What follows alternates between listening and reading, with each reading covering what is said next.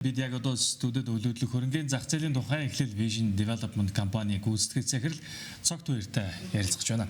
За танд юуны өмнө бас энэ өдрийн мэндийг хүргэе. За баярлалаа, энэ өдрийн мэнд хүргэе. За тэгэхээр бас сүүлийн үед бол Монголд яалтчгүй бас нэг хөгжиж байгаа салбар бол өөрийн ирэхгүй үйл хөдлөлийн салбараас хүн болгоны анхаарал татж байна л да. За энэ дотроо түрээсийн зах зээл бас их олон чиглэлээр төрөлжиж хөгжиж байгаа шүү.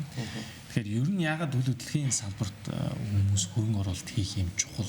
Нөгөөдөг бол бас яг энэ түрээсийн зах зээл өөрөө сүүлийн яагаад бас юм анхаарал татах болж байгаа гэдэгт та бас тодорхой тайлбарлая.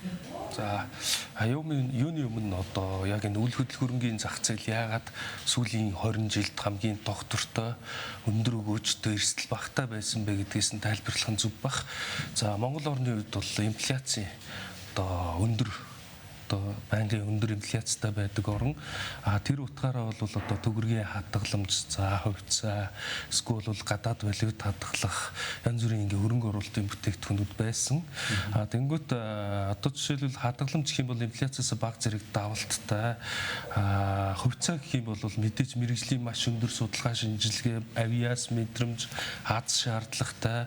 Ялангуяа нөгөө Монголын хөрөнгөний зах зээл өөрөө төдийлөн хөгжөөгүй, жижиг хувьцаа эзэмшигч нарын эрх ашиг бас сайн хангадаггүй учраас бас алдагдaltaй гарсан тохиолдлууд өндөр. Валютын одоо хадгалж байгаа хүмүүсийн хувьд бол өгөөж маш багатай байдаг. Одоо жилийн 5-6% өгөөж бол маш өндөртөө ордог. Тэгэхээр эдгээр бүх шин чанарыг одоо хадгалаад нэгдүгürt инфляцийн ханшаас хамгаалсан, хоёрдугаар гэх юм бол одоо бодиттой эрсдэл багтаа тэр хөрөнгөний үнцэн одоо юу бүр баг алга болчихгүй. Гурав дахь юм бол тогтмол одоо мөнгөний урсгалыг бий болгож ирсэн зүйл нь үйл хөдлөх хөрөнгө учраас хүмүүс бол альва хөрөнгөний илүүдлээ үйл хөдлөх хөрөнгөд байршуулад тэрнээсээ тогтмол өгөөж аваад хөрөнгөн ч өсөө явж исэн. Энэ кейс бол угаасаа ер нь түгээмэл одоо Монголын зах зээлд шалгарсан хөрөнгө оруулалт болчиход байгаа. Нөгөө талаас бас танай компани зүгээс бол бас ийм богино хугацааны хэм үү яг энэ чиглэлд бас ийм шин төсөл болон бүтээгдэхүүн санд болгож байгаа гэж ойлгосон. Тэгэхээр энэ талаар бас товч тайлбарлая. За бид хэдийн хувьд бол Monastery Tower гэдэг дашчил эдийн баруун хойдолд байралтай сервис бизнес апартментын төсөл хэрэгжүүлж байгаа. За энэ төслийг хэрэгжүүлэх явцдаа зах зээлд нэг гэп байгааг анзаарсан. За Монгол улс 2025 онд 950 мянган гадаадын иргэн хүлээж авсан.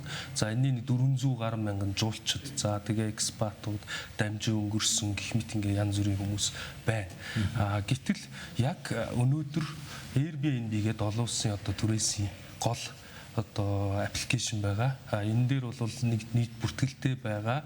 Одоо листингийн доон 500 гаруй байгаа. За зочд буудлын тоо бол мэдээж хангалттай их.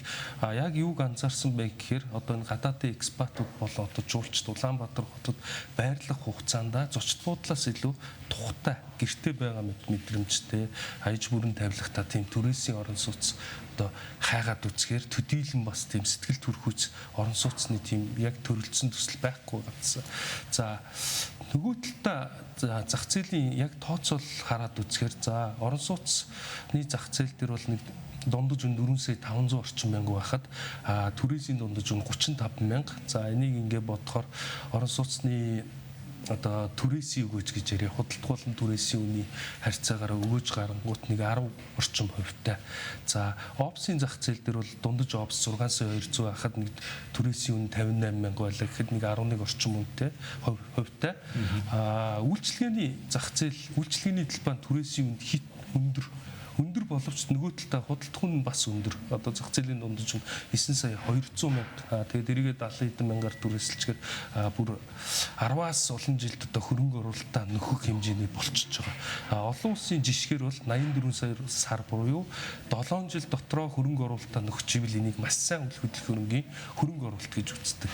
За Airbnb-гийн судалгаач өнгөрсөн датагаар Улаанбаатар хотод байсан тэдгээр одоо түрээсийн шорт терм түрээсийн орон сууцнуудын дундаж дүүргэл 55 орчим хувьтай байхад жилийн түрээсийн өгөөж нь 18.8% байсан. Нэг осондоо за 55% нь л эзэнтэй байсан. Тэгсэн хэрнээ одоо түрээсийн өгөөж нь бусад 3 одоо үйл хөдөлгөөрөнгөөсөө бараг давалцсан хэмжээний өндөр өгөөж олсон байгаа нь бидний хувьд энэ зах зээл дээр маш их боломж одоо тий эсвэл нөгөө талаас орон зай байгаа гэж харсан. Энийг зүүрлэх юм бол одоо яг нөгөө такси үйлчилгээтэй адилхан зүүрлж болно. Бид нар саяхныг хүртэл хуваарь такси эрхлэгчид за яг Улаанбаатар такси мэгс гэж байсан. Тэгтээ энэ одоо UB Cab ч юм уу платформуд орж ирэх хүртэл хүмүүс ингээд өөрсдөө одоо машинаараа цаг заваараа эсвэл ажиллаа тараад хийх байдлаар явж исэн бол илүү нөгөө мэрэгжлийн үйлчлэгээнүүд ороод ирэнгүүт сул явуулт нь багасаад ашигтай ажиллагаа нэгсээд гисэн. Яг энэтэй адилхан процесс бий болно гэж бол би хэлж байгаа. Тэгэхээр яг Vision Development компанийн зүгээс бас хөрөнгө оруулалтын санал тавьж байгаа гэж ойлгох уу? Нөгөөдөөгөр хоёрдугаарт энэ тохиолдолд бас яг өгөөжийг хэрхэн амлаж байгаа бол? За манайх Monastery Business Suites гэж нэрлэж байгаа энэ сервисэд одоо short term бизнес апартментаа 16 ширхэг орон сууцсан дээр энэ нөхцөлийг зарлж байгаа.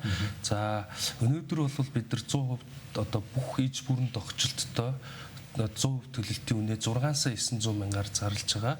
Энэхүү одоо 16 байран дээр хөрөнгө оруулалт хийж орсны дараа хөрөнгө оруулагч хүсэх юм бол ер нь маш олон хөлбөрүүд байгаад байгаа л да. За нэгдүгээр гэх юм бол ашиглалтанд орсныхын дараа шууд зарчиж болно. Мэдээж гэрээгээ шилжүүлээд дараагийн ашиглах хүмүүст. Энэ тохиолдолд нэг 28 жилийн 28% өгөөжтэй байгаа. Эсвэл бол ашиглалтанд орсны дараа ингээд зориултаар нь ашиглаад одоо мэрэгжлийн одоо хөрөнгөний менежментийн компаниар түрээслүүлж байгаа 5 жилийн дараа зарах хөлбөр дээр жилийн 30% өгөөжтэй байгаа. 3 дугаарт бид нар бол хайбрид гэрээ гэдэг зүйлийг санал болгож ирсэн. Энэ нь болохоор хөрөнгө оруулалтын одоо доод өгөөжийн баталгаа буюу хийсэн хөрөнгө оруулалтаа хүү бодуулаад авах нөхцөл байгаа. Энэ жилийн 20%-тай. Энэ хөрөнгө оруулалтыг бид нар зах зээлд анх удаа яг энэ сервисэд бизнес апартментын дөрөлд санал болгож байна. Хүү бодуулах нөхцөл нь бол яг тодорхой хугацаа зааж бас тэн дээр ингэж төгсөж барьж байгаа хэрэг тийм. За ер нь бол хөрөнгө оруулалтын гэрээний нийт хугацаа нь 24 сар. Тэгээд 15 дахь сар дээрээ одоо хөрөнгө оруулагч шийдвэрээ гаргана тухайн төслийн явц тэгээд зах зээлийн үнэлгээнд өсөж ийн буурч байгаа. Тэгэхээр яг хөө энэ хайбрид гэрээ бол аль ч төрөл дээр шууд одоо ирж байгаа сонголт учраас хөрөнгө оруулагч өөрт ашигтай үйлдвэрээ сонгочдөг учраас маш давуу талтай. Одоо тухайн үйл хөдлөх хөрөнгийн үн яг ингээд одоо хэлсэн шигээр өсөж ийн үү, эрэлттэй байна уу, зарагдаж ийн үү, хоёр дахь зах зээлд нь одоо бартер тавцсан байрнуудын үн унгаагаад байна уу, гүйцэтгэл нь ямар байна. Тэр бүх зүйлийг харах учраас энэ баталгаатай өгөөж 20% гэж бодож ороод түүнээс цааш 30% болно.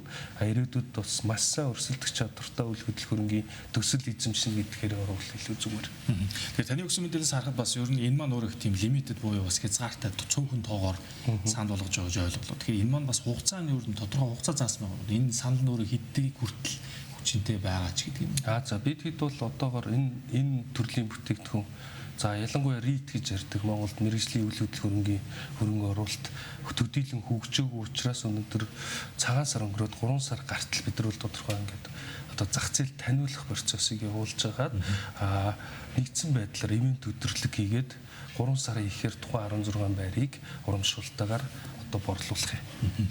За төгсгөлд нь бас яг Monastery Tower Business Suite гэж байгаа. Тэгэхээр энэ төсөл маань өөрөө саяны хэлснээс гадна бас тусдаа шууд худалдаа авах нөхцөлтэй, шууд ороод амьдрах боломжтой ч гэдэг юм уу. Тэгэхээр орон сууцнууд бас байгаа бах тийм.